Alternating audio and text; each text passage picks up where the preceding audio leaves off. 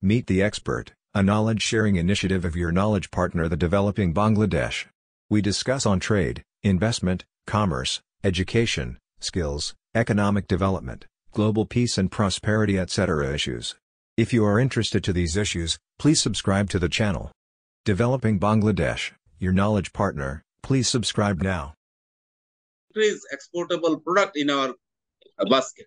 Okay. So first is you need to identify that what you are good at, means as a country, what you are good at, means what you can produce. Like for example, now you all know that you are very good at producing garments, right? Now likewise, what are the other things what you are good at? See, the need is more. The need is more in stationery industry. The need is more in construction units, because when you look at the African market, they are developing construction activities. So the need is more in construction activities. And the need, when you look at your own consumers, so that is the pharmaceutical industry, that you can set up that plant. But when you talk about export,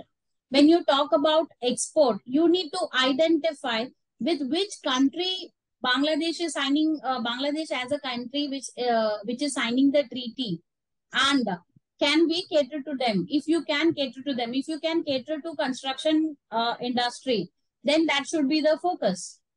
That for construction industry, what all manufacturing things need to be done. Thank you, ma'am. Actually, we are trying to come up with a new sector for so many years. For example, Bangladesh tried its pharmaceuticals. We are trying to come up with leather and leather products. We are trying to come up with agro-processing products. We are trying to come up with automobile industry, light engineering products, or agriculture machinery product, and automation of all other industries. So we are trying, but the growth we experienced in ready-made garments, it is not happening in the second or third largest export item. So what? Now let me... Please. Now, let me tell you why you are successful in garments. See, Bangladesh as a country being transportively well connected with China and India.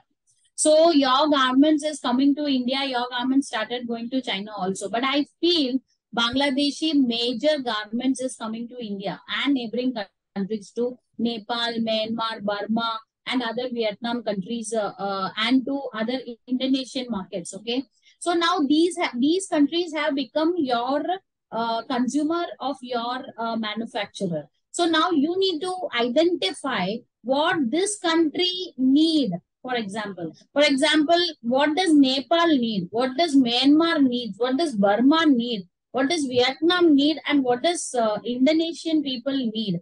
Because first, if you do not understand their need and you start to invent and you start to manufacture those items which they don't need. For example, I believe Nepal may need automobile.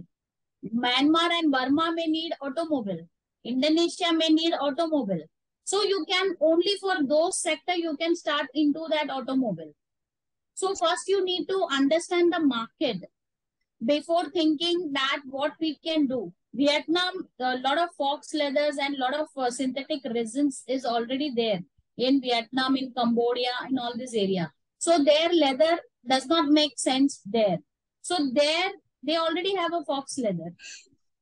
Yes, ma'am. Right?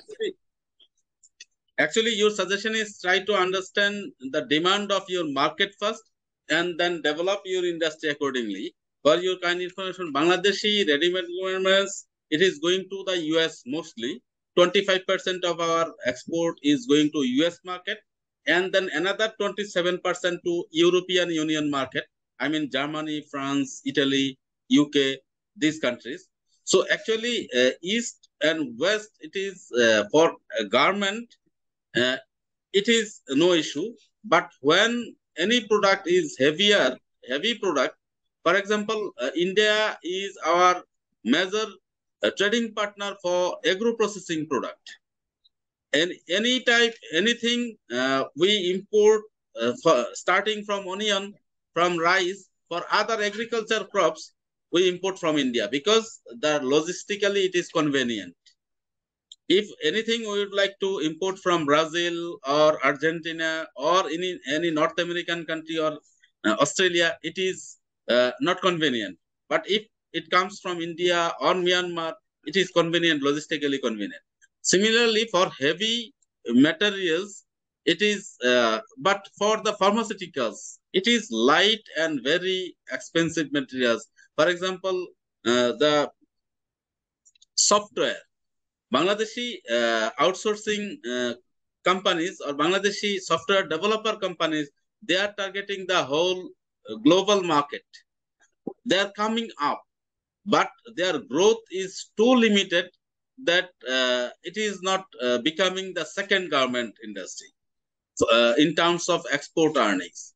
So in such a situation, what could be the potential drive for the entrepreneurs to increase their export volume and to become as large as ready-made garment? See, what I understand is that Bangladesh are very aggressive. That is what I have learned. But to become a very good, what is the commodity or what you have to do? More than commodity, I believe that you need to learn. Now in India, IT industry is booming because of only one particular region, and that is South.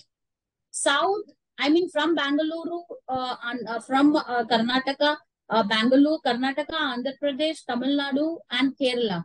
Their education ratio is quite high. So they have taken automation at next level.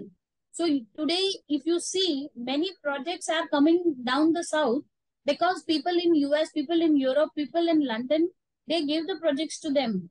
Now, why so I am a South Indian. So why South Indian have started to learn? Because the opportunities were not there. So when you don't see an opportunity, a development, so what you do, you learn. And when you learn, you get into automation.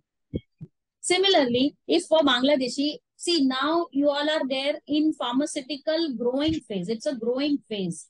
But if you want to really boost the economy, then there has to be a people who is putting a lot of time in learning. Means your second generation, if you see that you have your company needs to develop in automation, your people should be investing their time in learning automation, in learning technology. Now, for your own resources, you should not be importing automation from other country.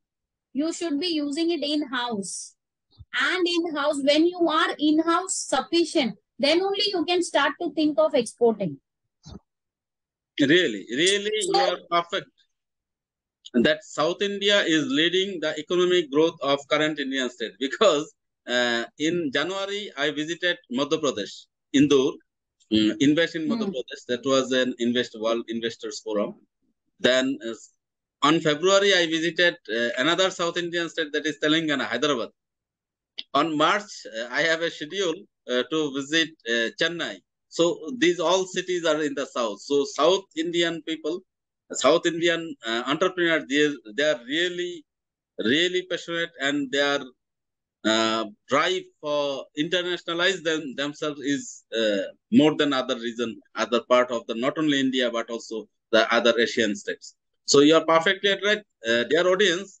Here our resource person is giving one particular message to you, that if you would like to grow further, you have to be educated first. You have to knowledgeable. You have to have skills to grow further.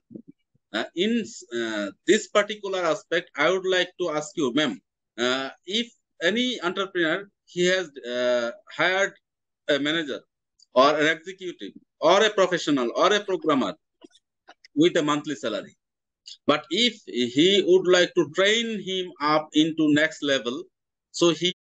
Developing Bangladesh, your knowledge partner. We take care of trade and investment, education and skills, economic diplomacy and economic development. If you would like to keep you updated on these issues, please subscribe to Developing Bangladesh. Thank you very much for watching till the last.